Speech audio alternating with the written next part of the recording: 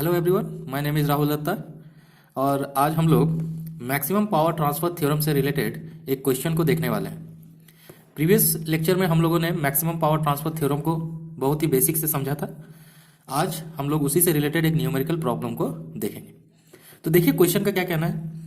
Calculate the value of R which will absorb maximum power from the circuit of the given figure.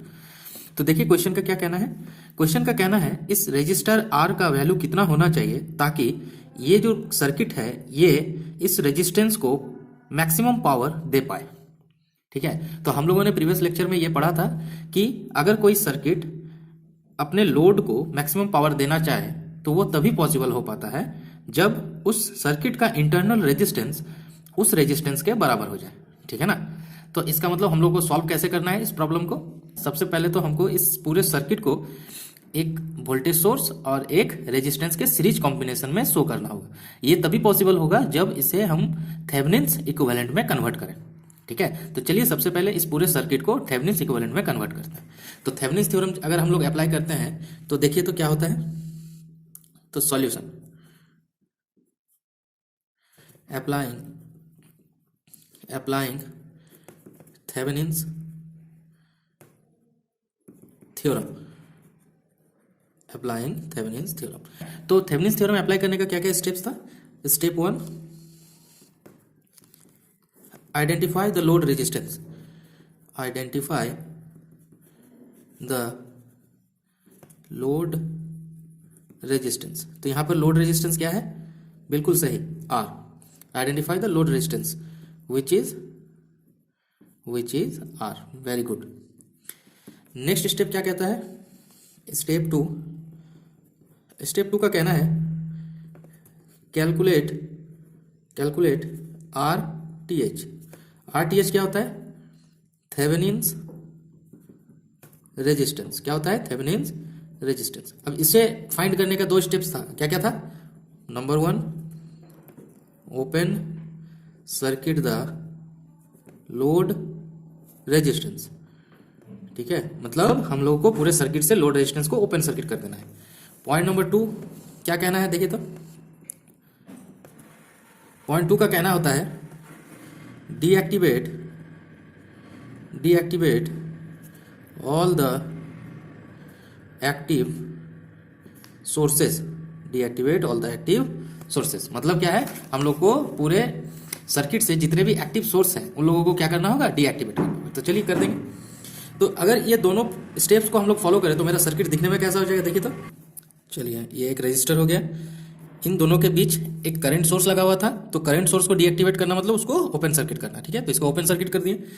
यहाँ भी एक resistance लगा हुआ है और यहाँ पर एक वोल्टेज सोर्स लगा हुआ है। तो वोल्टेज सोर्स को डीएक्टिव करना मतलब दोनों को शॉर्ट कर देना। ठीक है, नेक्स्ट देखिए तो यहाँ पर एक और रजिस्टर लगा हुआ है और यहाँ पर मेरा क्या था, लोड रेजिस्टेंस लगा हुआ था। तो लोड रेजिस्टेंस को हम लोग क्या कर लेते हैं, ओपन सर्किट कर देते हैं।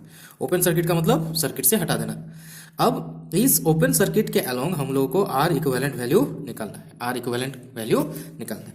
तो चलिए देख लेते हैं क्या होता है आर इक्विवेलेंट। ये है 15 ओम, ये है 6 ओम और ये है 3 ओम। ठीक है, तो इसका अगर आर इक्विवेलेंट आप निकालना चाहें तो थोड़ा सा अगर आप ध्यान दें तो क्या मिलेगा आपको। देखिए ये जो 15 है और ये जो 6 है ये दोनों आपस में किस में कनेक्ट है, सीरीज में कनेक्ट है।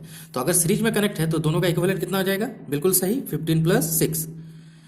और जो रेजिस्टेंस इक्विवेलेंट बनेगा इन दोनों को सीरीज में कंबाइन करने के बाद उस रेजिस्टेंस के साथ ये जो 3 ओम का रेजिस्टर है ये दोनों आपस में किस में हो जाएगा, पैरेलल में। एकदम सही, तो पैरेलल 3। ठीक है, तो 15 and 6 is 21, पैरेलल 3। अगर 2 रेजिस्टेंस पैरेलल में होते हैं तो उसका क्या हो जाता है, कॉम्बिनेशन 21 × 3 अपॉन 21 + 3। तो यहाँ से कितना हो गया, 21 × 3 अपॉन 24। तो ये देखिए तो काट के एक बार कितने बार में काटता है, 20। तो आपके पास आर इक्विवेलेंट का वैल्यू कितना आ गया, आर इक्विवेलेंट इज 21/8 ओम। इसी आर इक्विवेलेंट को हम लोग बोलते हैं क्या, आर टी एच। होपफुली आप लोग को ये स्टेप समझ में आया होगा। ठीक है, अब चलिए देखते हैं स्टेप 3 का क्या कहना है। तो स्टेप 3 का कहना है कैलकुलेट VTH मतलब थेवेनिन्स वोल्टेज। ठीक है, अब थेवेनिन्स वोल्टेज कैलकुलेट करने का भी 1-2 स्टेप्स था। क्या क्या स्टेप्स था देखिए। Point 1, open circuit the load resistance, open circuit the load resistance, ठीक है। अब पॉइंट नंबर 2 क्या था, calculate the open circuit voltage across the load, मतलब जो लोड आप लोगों ने खोल दिया है, जिसको आप लोगों ने ओपन सर्किट कर दिया है, उसके अक्रॉस कितना वोल्टेज आ रहा है उसको पता करना, ठीक है। अगर इन दोनों स्टेप्स को आप फॉलो करेंगे तो आपका सर्किट दिखने में कैसा हो जाएगा, आपके पास एक करंट सोर्स है जिसका वैल्यू है 2 एम्पियर, ठीक है। उसके बाद आपके पास एक रेजिस्टर है, ये देखिए, जिसका वैल्यू है 15 ओम। उसके बाद आपके पास एक और रेजिस्टर है जिसका वैल्यू है 6 ओम, ठीक है।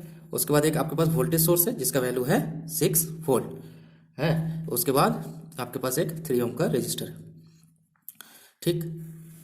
अब लोड रेजिस्टेंस क्या था, ये ए है और ये बी। लोड रेजिस्टेंस को तो हम लोग को ओपन कर देना है, तो हम लोगों ने क्या कर दिया, ओपन कर दिया। अब हमको इसके अक्रॉस का वोल्टेज फाइंड करना है, तो मान लेते हैं इसके अक्रॉस का वोल्टेज क्या है, VTH, कितना है, VTH। अब आपको कुछ ना कुछ करके इस पूरे सर्किट से VTH का वैल्यू को कैलकुलेट करना है। तो चलिए VTH का वैल्यू को कैलकुलेट करते हैं। तो VTH के वैल्यू का अगर आपको कैलकुलेट करना है तो आप लोग कोई भी मेथड्स लगा सकते हैं, ठीक है। तो हम लोग यहाँ पर लगाएंगे नोडल एनालिसिस मेथड। कौन सा मेथड, नोडल एनालिसिस मेथड। तो नोडल एनालिसिस लगाने से पहले आप लोगों को क्या करना पड़ता है, नंबर ऑफ नोड्स काउंट करना है। तो चलिए नंबर ऑफ नोड्स काउंट कर लेते हैं। तो आपका कहना है एक ये नोड्स है, ये एक नोड है, 2 नोड, और एक ये बड़ा वाला नोड है ना। तो आपके पास कितना नोड है, नंबर ऑफ नोड्स है 3। चलिए नोड्स को काउंट कर लेते हैं, ये 1 है, ये 2 और ये 3। इसके बाद नोडल में क्या करना पड़ता है, हर नोड के अक्रॉस का वोल्टेज को आपको मानना पड़ेगा। मान लेते हैं इसके अक्रॉस का वोल्टेज है V1, इसके अक्रॉस का वोल्टेज है V2 और इसके अक्रॉस का वोल्टेज है V3, ठीक है। 2 स्टेप नोडल का पूरा हो गया। तीसरा स्टेप नोडल में क्या बोला जाता है, तीसरे स्टेप में हम लोगों को जितने भी वोल्टेज हम लोगों ने माना है उसी में से एक वोल्टेज को हम लोग 0 मान सकते हैं। तो चलिए V3 को हम लोग मान लेते हैं 0 वोल्टेज, इसी को बोला जाता है रेफरेंस नोड, ठीक है। तो हम लोग के पास टोटल कितना नोड बचा, 2, एक ये और एक ये। तो चलिए अब अप्लाई करते हैं। Applying nodal analysis eight node 1। चलिए तो पहले वाले नोड में अगर हम लोग नोडल एनालिसिस लगाएं तो देखिए तो हम लोग के पास क्या इक्वेशन आ जाएगा। चलिए तो V1 माइनस 0 अपॉन 15, ठीक है, -2 plus V1 minus 6 minus V2 upon 6, और तो कोई ब्रांच नहीं है, नहीं, तो इक्वल टू 0। देखिए कैसे, ये इस ब्रांच के लिए अगर हम लोग नोडल लगाना चाहते क्या लिखेंगे, V1 माइनस 0 अपॉन 15, ठीक है, यही है V1 माइनस 0 अपॉन 15। इस ब्रांच के लिए ये तो करंट सोर्स ब्रांच है, तो डायरेक्ट क्या लिख देंगे, -2। और इस ब्रांच के लिए हम लोग क्या लिख सकते हैं, V1 minus 6 minus V2 upon 6। बस यही है हम लोग का क्या, नोडल इक्वेशन। चलिए इसको थोड़ा सा सॉल्व करते हैं। तो अगर इसको हम लोग सॉल्व करेंगे तो देखिए तो आपके पास क्या आ जाएगा, देखिए V1 यहाँ भी है, V1 यहाँ भी है, तो आप अगर V1 कॉमन ले लें तो आपके पास बचेगा 1/15 प्लस 1/6, ठीक है। चलिए अब यहाँ देखिए -2, 6/6 कितना हो जाएगा, -1 minus V2/6 is equal to 0। तो यहाँ से आपका इक्वेशन क्या आ गया, देखिए तो यहाँ से आपका क्या आ जाएगा, 7/30 -3 minus V2/6 is equal to 0, ठीक है। थोड़ा सा और अच्छे से अगर इसको सॉल्व किया जाए तो क्या आ जाएगा, देखिए 7V1, ठीक है, -5V2 is equal to 90, equation number 1। Hopefully आप लोग को ये स्टेप समझ में आया होगा। अब दूसरे वाले नोड में अगर नोडल लगाएं तो क्या लिख सकते हैं, देखिए applying nodal analysis eight node 2।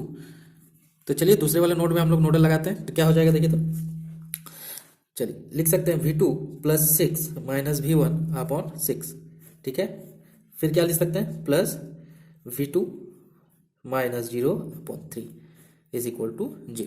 देखिए अगर इस वाले ब्रांच में हम लोग लगाना चाहें नोडल तो क्या लिख सकते हैं, V2 plus 6 minus V1 upon 6, ठीक है।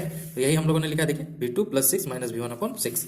और कौन सा ब्रांच है, देखिए ये वाला ब्रांच। तो इसमें क्या लिख सकते हैं, इस ब्रांच में हम लोग क्या लिख सकते हैं, देखिए V2 माइनस V3 अपॉन 3। तो V2 माइनस V3 का वैल्यू कितना है, 0 अपॉन 3 इज इक्वल टू 0। इसको भी थोड़ा सा हम लोग कैलकुलेट करते हैं, तो देखिए क्या हो जाएगा हम लोग के पास, तो देखिए यहाँ भी V2/6 है, यहाँ V2/6, तो दोनों को अगर ऐड करेंगे तो क्या आ जाएगा 3V2/6, ठीक है, plus 1 minus V1/6 is equal to 0। तो थोड़ा सा और अच्छे से इसको सिंप्लीफाई करते हैं। देखिए तो क्या आ जाएगा 3V2 minus V1 is equal to -6।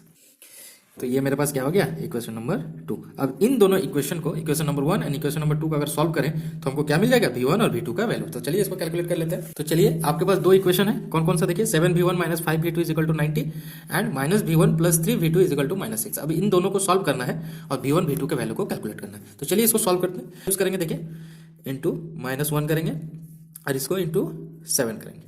तो देखिए तो मेरा इक्वेशन दिखने में कैसा आ जाएगा, -1 से अगर पूरे इक्वेशन को मल्टीप्लाई करते हैं तो क्या हो जाएगा -7V1 minus minus plus 5V2 is equal to -90।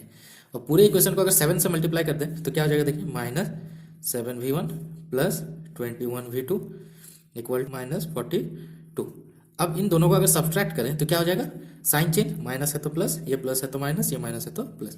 अब देखिए -7V1 प्लस 7V1 इन दोनों कैंसिल हो गया, ठीक है। अब यहाँ पर देखिए प्लस 5V2 माइनस 21V2 तो क्या हो जाएगा -16V2, ठीक, इक्वल टू यहाँ देखिए ये प्लस 42 एंड -90 तो कितना आ जाएगा मेरे पास 48, माइनस माइनस कैंसिल तो V2 इज इक्वल टू 48/16 तो कितना हो गया 3V। होपफुली आप लोग को ये बात समझ में आया होगा, कितना हो गया 3V। तो चलिए V1 भी निकाल लेते हैं। तो V1 कैसे निकालेंगे, V2 के वैल्यू को इन दोनों इक्वेशन में कोई एक इक्वेशन में पुट कर देते हैं। चलिए ऊपर वाले इक्वेशन में अगर पुट कर दें तो क्या हो जाएगा देखिए 7V1 माइनस 5V2 की जगह में हम लोग 3V इक्वल टू 90। तो यहाँ से कितना आ जाएगा 7V1 minus 15 is equal to 90। थोड़ा सा इसको सिंप्लीफाई कीजिए, ठीक है। तो क्या हो जाएगा 7V1 इक्वल टू 90 प्लस 15। तो 90 प्लस 15 इज 105। तो यहाँ से आपका V1 का वैल्यू कितना आ गया 105/7 मतलब 15V। तो यहाँ से आप लोग को V1 और V2 का वैल्यू निकल गया। तो हम लोग को तो V1 V2 नहीं चाहिए, बेसिकली हमको चाहिए क्या VTH। गौर करेंगे सर्किट के ऊपर तो आपको क्या पता चलेगा, देखिए ये जो 3 ओम के अक्रॉस का वोल्टेज है वही क्या है VTH है। मतलब आप लोग को फाइनली फाइंड क्या करना है 3 ओम के अक्रॉस के वोल्टेज को। तो 3 ओम के अक्रॉस के वोल्टेज को आप लोगों ने क्या माना है देखिए V2। तो इसका मतलब V2 ही VTH है। इसका मतलब क्या है V2 ही VTH है। तो आप लोगों ने V2 अभी कितना निकाला 3V का, मतलब आपका VTH का वैल्यू कितना आ गया 3V। तो सर्किट को ऑब्जर्व करने से हम लोगों को क्या मिला VTH is equal to V2 which is 3V। Hopefully आप लोग को ये स्टेप पूरा अच्छे से क्लियर हो गया होगा, ठीक है। अब स्टेप नंबर 4 में क्या करना पड़ता है थेवेनिन्स में, स्टेप 4 में हम लोग को करना पड़ता है draw the Thevenin's equivalent diagram. Thevenin's equivalent diagram. तो इक्विवेलेंट डायग्राम कैसा होता है दिखने में, देखिए तो एक वोल्टेज सोर्स होता है जिसका वैल्यू किसके बराबर हो जाता है VTH कितना है 3V, वेरी गुड। उसके बाद क्या होता है एक रजिस्टर होता है, रजिस्टर का वैल्यू कितना हो जाता है RTH के बराबर, ठीक है। और हम लोग का RTH कितना आया था 21/8। और ये मेरा क्या होता है लोड रेजिस्टेंस का वैल्यू कितना है हमको पता नहीं R। तो ये आपका क्या हो गया थेवेनिन्स इक्विवेलेंट सर्किट। अब हम लोग का क्वेश्चन यहाँ तक कंप्लीट नहीं होता है। क्वेश्चन एक्चुअली में ये कहा था कि हम लोग को ये बताओ इस R का वैल्यू क्या होना चाहिए ताकि इस R के अक्रॉस मैक्सिमम पावर फ्लो हो, ठीक है ना। तो हम लोग को मैक्सिमम पावर ट्रांसफर थ्योरम से क्या पता है देखिए, we know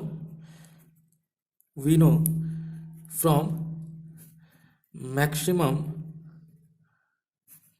power transfer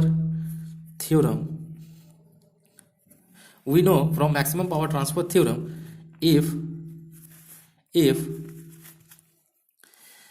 RTH is equal to RL, then maximum power will flow through the load